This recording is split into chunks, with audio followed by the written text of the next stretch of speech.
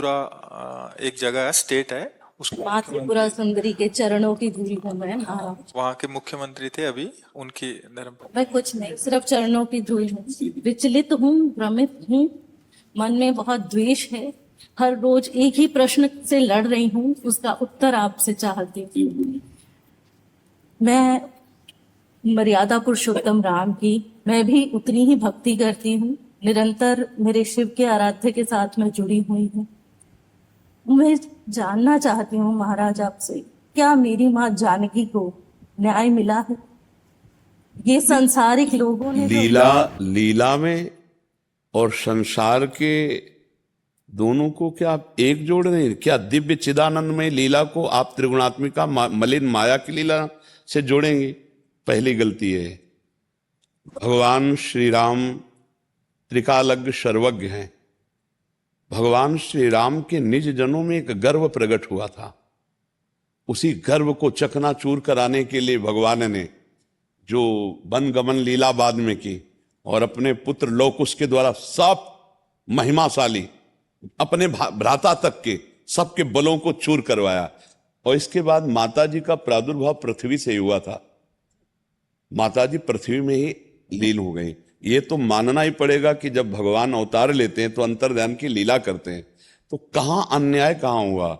आपको जो लग रहा है कि एक धोबी के कहने से प्रभु ने ऐसा किया, नहीं, निमित्त बना करके अपने समस्त निज परिकर के गर्व का मर्दन कराने के लिए लौकुश को वाल्मीकि के आश्रम में प्रादुर्भाव कराना और समस्त अपने महारथियों के बल को चकनाचूर कराना और फिर उनको अपने राज सिंहासन पर विराजमान कर, अन्याय कहां हुआ? ऐसा लगता है। नहीं, आपको क्यों लगता है? आपको लगना ही नहीं, क्योंकि आपकी बुद्धि जो है वो त्रिगुण माया के अंतर्गत है और भगवान की जो लीला है वो त्रिगुणातीत है। चिदानंद में देह तुम्हारी विगत विकार जान अधिकारी। ऐसा नहीं, आप उस विषय को नहीं जान सकती है। जब तक उस कोटि की दिव्यता नहीं होगी तब तक आप उस दिव्य लीला को कैसे समझ पाएंगे? जैसे हम आप मिल जाएं, अब इनके आगे हमको आपको खेल दिखाना है, तो हम आप बैर विरोध का अगर भी खेल करेंगे तो इनको लगेगा कि गुरु शिष्य में बैर विरोध कैसे हो सकता है।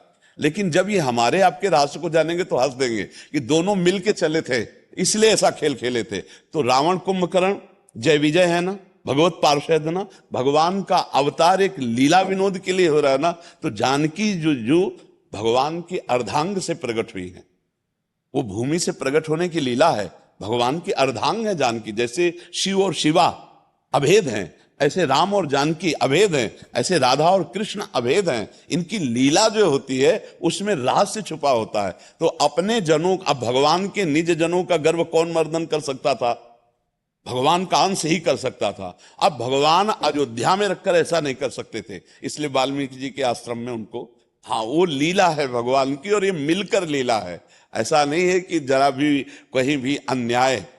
धर्मात्मा जितने भी हुए हैं, महात्मा जितने भी हुए हैं, भगवान श्री राम के कहीं भी किंचन मात्र भी मर्यादा पुरुषोत्तम में इतना भी दोष नहीं निकाल सकते।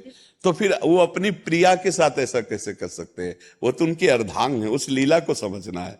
तो आप उनमें पहले तो ये भाव हटा दीजिए। हाँ, वहां लीला थी जिससे सबको बांध दिया, सबके अभिमान को चूर कर दिया। आप देखो ना, और फिर आकर के विराजमान होते हैं अयोध्यापति के समीप आकर ही तो विराजमान होते हैं। और जानकी जी का प्रादुर्भाव भूमि से हुआ, इसलिए भूमि में अंतर्ध्यान हो गई। और अंतिम लीला आप कृष्णावतार में देख लीजिए, अपने सामने अपने वंश को कटवाते हैं कि नहीं कटवाते?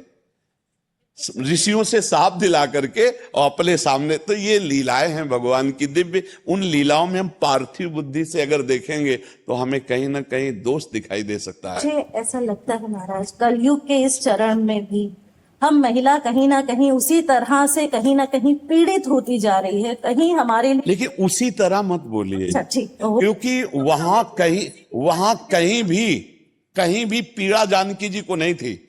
महर्षि जो वाल्मीकि जी हैं, इतने समर्थ महापुरुष हैं जो भगवान के अवतार के पहले ही भगवान की लीलाएं लिख दी। उनके पास जानकी जी सुरक्षित है, जहां काल की भी ताकत नहीं है कि तनिक भी वहां कोई उपद्रव कर सके।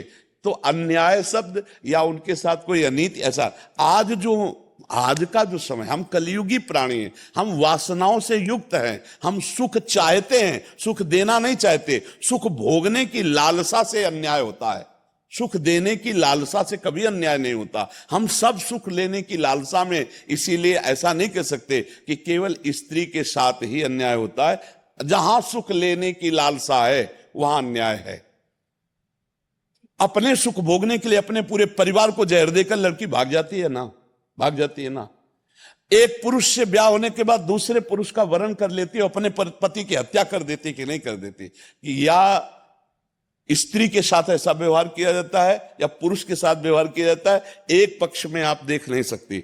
आप देखिए, जो अपने सुख में पागल है वो कुछ भी कर सकता है, वो चाहे स्त्री हो या पुरुष हो। आप इस विषय को देखिए, क्या पुरुष ही या स्त्री ही, हम ऐसा नहीं कह सकते, क्योंकि समान भाव से जब दृष्टि डाल के देखो तो आप तो संसार में हजारों केस ऐसे हैं जो माताओं बहनों के द्वारा नहीं होना चाहिए वो होते हैं, हजारों केस ऐसे जो पुरुषों के द्वारा नहीं होना चाहिए वो होते हैं। अपने बच्चों को काट दिया, अपने पति को मार दिया और दूसरे पति के साथ भाग गई। आप अगर ये कहेंगे कि स्त्रियों के साथ ही अत्याचार होता है तो हम ये कहने के लिए तैयार हैं कि आज की स्त्रियां वो स्त्रियां नहीं हैं। आज की स्त्रियां सिंघनी हैं, पढ़े लिखे हैं। आज की स्त्रियां वो नहीं है जो पुराने जमाने में थी कि आप थप्पड़ मार दो चुप होके बैठ जाएंगी। थप्पड़ मार दोगे तो बीच सभा में थप्पड़ मारकर तुम्हें बंदी बनवा देंगी।